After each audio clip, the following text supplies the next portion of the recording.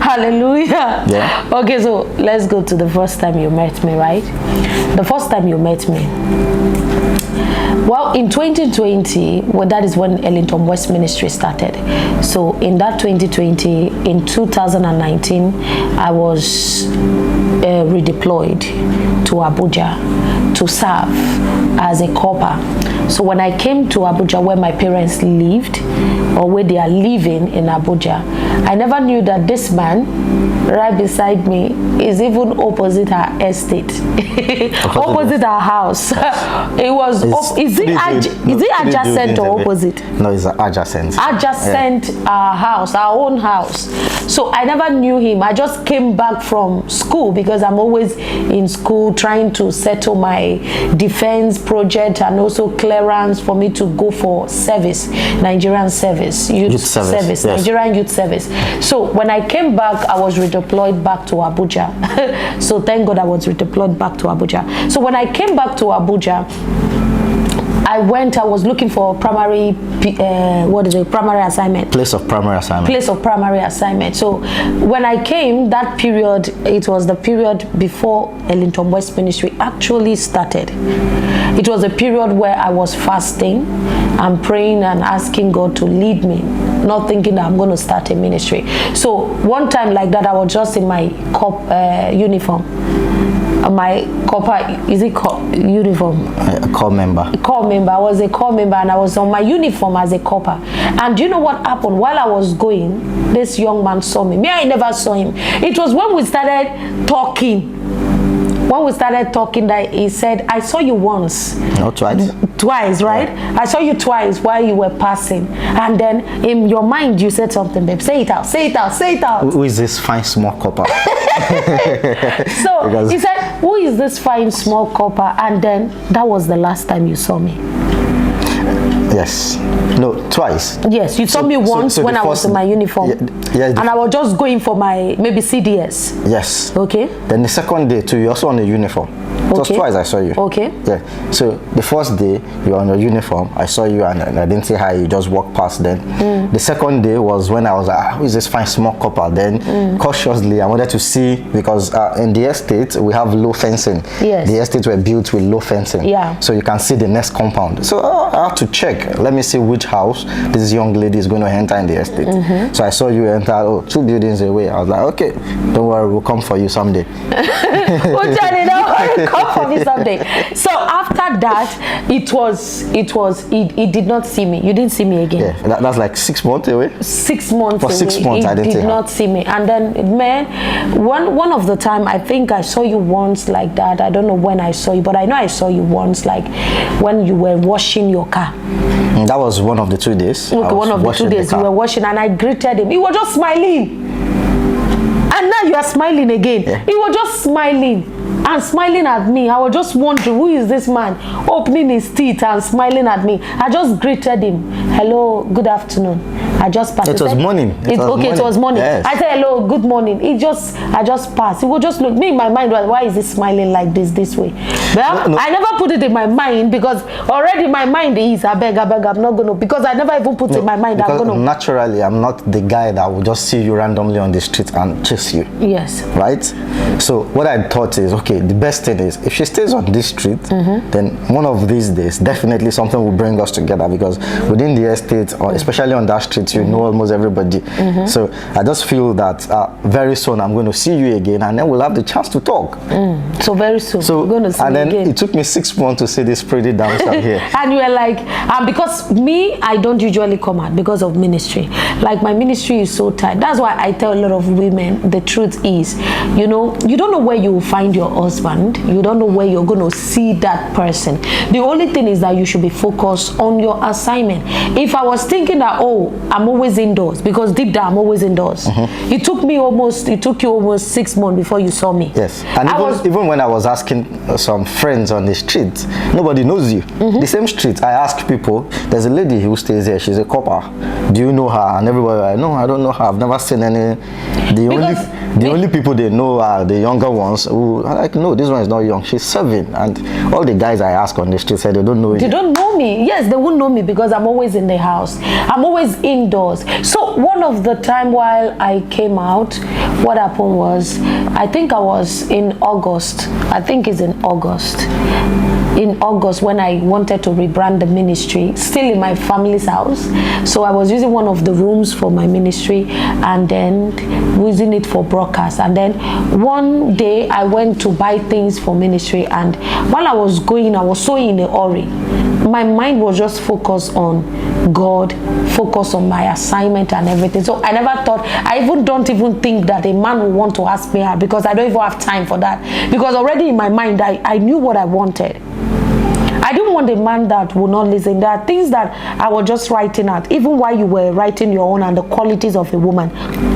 I know that deep down there are things I've been talking to God about, especially marriage. And I told God something. I said to him that, Lord, if you're not going to give me the right man, a man after your heart, I don't want to get married. I just want to be a nun.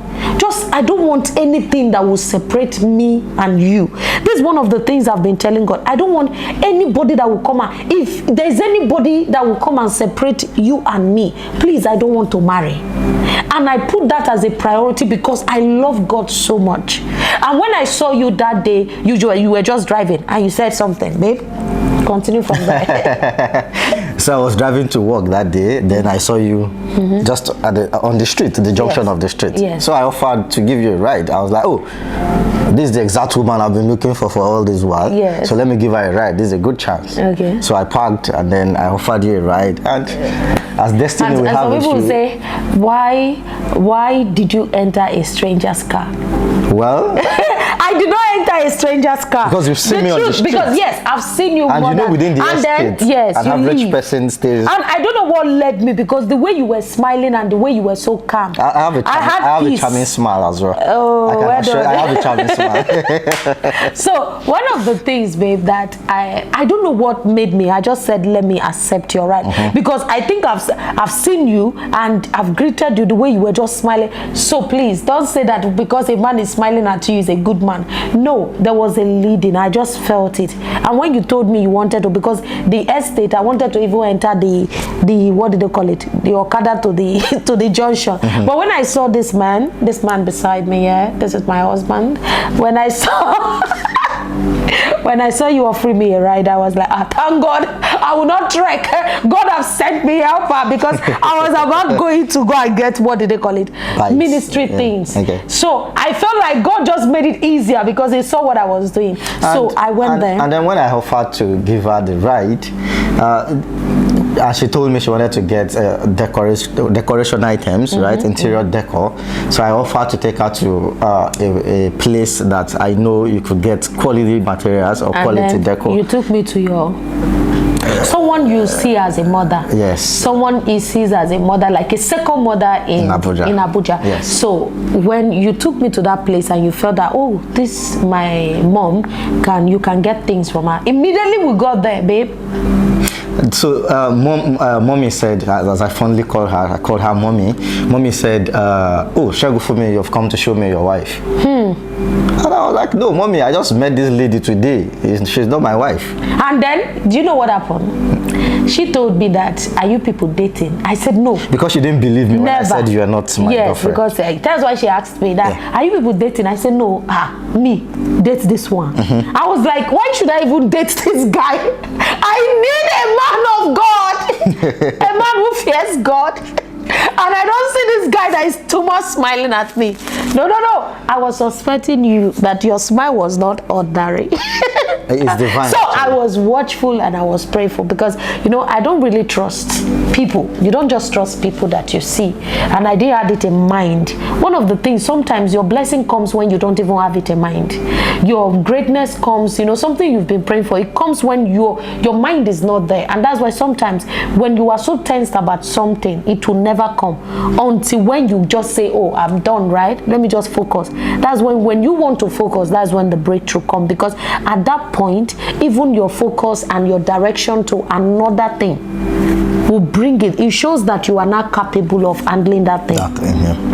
because now you are now in control of your emotions. You know, when you are too emotional, that's why God do not want us to be addicted. He said, everything you do it moderately. And one of the things I listed on my list is that I don't want an emotional woman. It's there, I wrote it there. You wrote it there. I don't want someone who is so emotional. So I want a woman who has control of her emotions. Yes. And then you have all of that. Oh, glory to God. Thank you. So good to have you.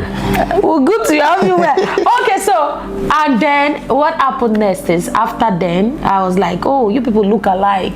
Yeah, that's the first thing we get. Like, we have not met this guy, this dude here, this my husband here, this apostle here. I've not met him all. And people are just telling me, I've not even become friends with him. I just, you know, it's just the first time, he's just showing me way because I don't go out. And then people just, even from the day, mommy was telling us, mommy was saying, you people look alike. Look alike. Are you sure you people are not dating? I said, no. He said, is it not worthy of your husband? I said, When we left there, she called and said, Shegufumi, this is your wife. And I was like, mommy, we are just still friends. Because as at that time, right, while I know you are pretty, I haven't gotten to know your qualities. I just felt, okay, maybe she's done beautiful girl with no sense. Because I've met beautiful girls that don't have sense, right? They don't have the fear of God. They're not even close to any of the qualities I'm looking for. So I just thought, oh, she's just one of the beautiful girls that is empty-headed. Until we left that place and you told me you're a prophetess. Because I asked you, what are you doing with deco item and all of that? And that was the time that you were not like, yeah. Prophetess. Yes. But do you know that there's something I want to say, right? So when you find out that I'm a prophetess, how did you handle this? You started like, okay, this one is into ministry. I have to focus, and I don't want somebody, I don't want to be the cause of, you know, somebody leaving God. When you find that you're prophetess, everything like it went off. Because for you to even pick me that day and you were smiling, there was a slight bit of interest. Yes, I had interest from beginning, but I couldn't place exactly what I wanted. Whether it's marriage or I just wanted a friend and all of that. Or just casual thing. Yes. So, but when you told me you're a prophetess, because when we were going to mommy's place, the only thing we were discussing was that you're a core member, you're looking for PPA, your place of primary assignment. That was what the discussion was. It was after we left there, because I had to take you to somewhere else, right, before I drop you and go to work. Do you remember? Yes. So I drove. It was when we were going there, you told me, oh, you're a prophetess. That was when the discussion got there, and you say, oh, well, when I asked what exactly are you doing with so much deco, you're trying to buy this and that, and you say, oh, you have a ministry, you're a prophetess. I was like, okay, now we have Prophetess Helen. Now, the story took a new dimension, or it takes a new, I now saw you in a different light. I was like, okay, interesting. I wanted to know what your ministry is like, because I know most prophetess, or the idea of prophetess I had was that spooky, all of that, you can't relate with people, you don't keep friends, you can't even, as much as I wanted a spiritual person, I also want somebody that understands reality. What I mean reality is, when you have to be in your office as a prophetess, it's different from when you have to relate with friends and folks. So I wanted someone that also understands human relationship and not just spiritual relationships. There are a lot of people who understand spiritual relationship, but they don't know how to get along with people. They don't know how to live with people. They don't know how to treat their marriage. So that was that part. Okay, before. Hello everyone, welcome to Kingdom Marriage. My name is Shegufumi Olajide, and I have with me my adorable wife, Prophetess Helen. Say hi to the people. Hello people, as you all know me, I am Prophetess Helen, and welcome to Ellington West Ministries. Do subscribe to YouTube channel at Ellington West Ministries. God bless you.